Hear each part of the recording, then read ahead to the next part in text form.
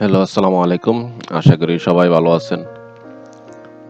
আসলে যেহেতু আমি সারাদিন বইসা কাজ করতে হয় আমার, এইজন্য আমার একটু কাজ করা দরকার অথবা ব্যায়াম করা দরকার। যেহেতু ব্যায়াম করার সুযোগ নাই, এইজন্য হয়তো একটু কাজ-টাজ করলে ভালো হয় আরকি। আসলে পরিশ্রম করলে শরীর স্বাস্থ্য ভালো থাকে, সোজা এসব যেটা।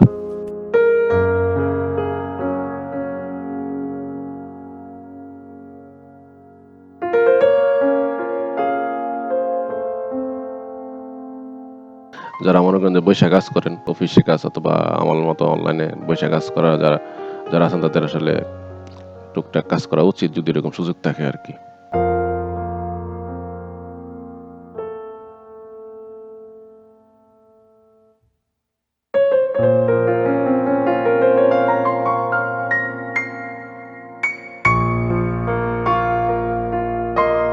এখানে একটা জার করতেছি আরকি।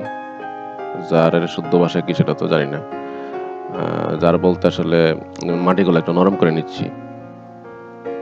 শক্ত মাটিগুলা একটু হাত দিয়ে আবার গুঁড়া করতেছি। তো এখানে গুঁড়া করার পরে একটা যে জায়গাটা একটু সুন্দর করে গুছানোর পরে এখানে আপনার মনে করেন যে বিচি লাগাই দিব আরকি। শসার বিচি অথবা লাউয়ের বিচি। আরো কিছু বিচি লাগাইতে হবে। অনেকগুলো বিচি লাগাইছিলাম কিন্তু অনেকগুলোই নষ্ট হয়ে গেছে।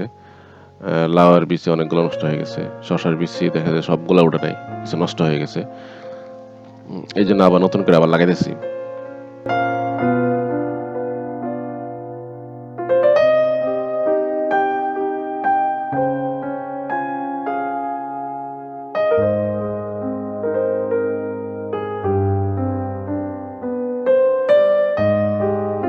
তো সবকিছু আসলে করতে শিখতে হয় আরকি। হুট করে তো আর শেখা যায় না। তো আমি শিখতেছি, দেখা যাক আল্লাহ ভরসা। আস্তে হয়তো একটু এক্সপার্ট হইবো আরকি।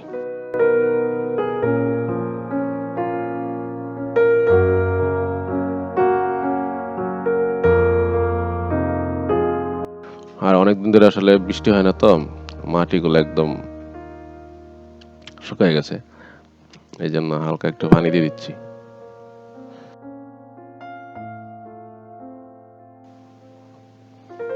সারটার এখন পর্যন্ত দিছি না। এখন আপনার গাছের গুঁড়িতে শুধু আ গোবর-টোবর দেই। আসলে সার দেওয়া উচিত। দেখা যাক কোনটাতে যদি গোবর দিয়ে কাজ হয়ে যায় তাহলে হয়তো সার দিব না আরকি। আর যদি গোবরে কাজ না হয় তাহলে হয়তো বাধ্য হয়ে সার দিতে হবে।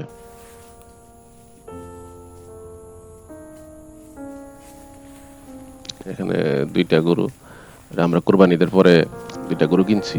কোরবানি ঈদে একটা গরু বিক্রি করছি। একটা গরু ছিল বড় গরু। ওই গরুটা বিক্রি করে ফেলছি।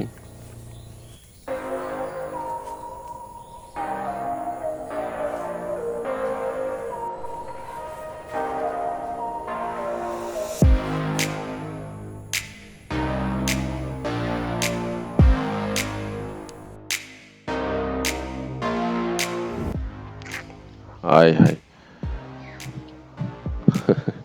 মোরগের মোরগ তো সব জ্বালাতন সব খাইয়া লিতেছে।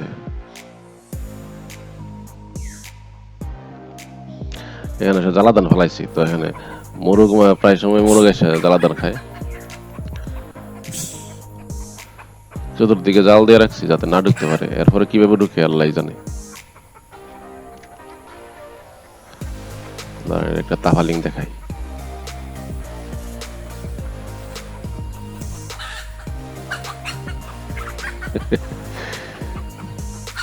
এই যে, আমি কিছুই করি নাই কিন্তু।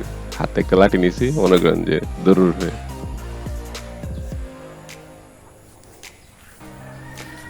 ওকে সবাই ভালো থাকবেন। ধন্যবাদ সবাইকে।